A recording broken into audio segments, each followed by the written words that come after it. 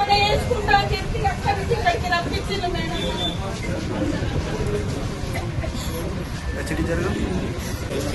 నేను ఒక మహిళని అందరూ ఒక్క మాట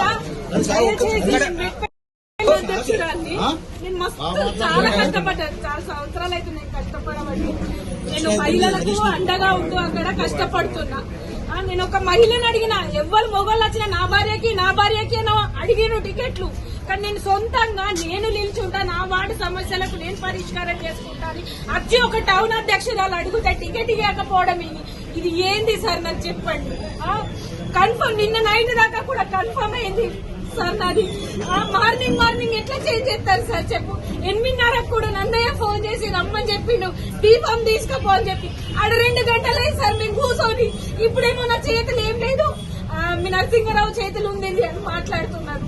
నరసింహారావు సార్ 3-4 రోజుల నుండి పాట తీసుకొని 10-10:30 వస్తుందా నేను. కనీసం ఒక్క నిమిషం టైం ఇస్తలేడు మాట్లాడేందుకు. ఒక్క మాట అన్న నా చేతిలో ఏం లేదనంటే మీ చేతిలో లేకపోతే ఓల చేతిలో ఉంటది సార్. నాకు అర్థం కాదు.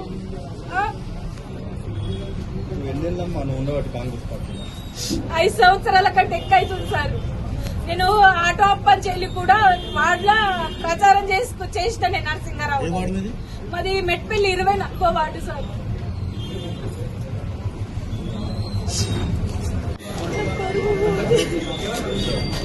వాళ్ళందరూ ఆశ పెట్టుకొని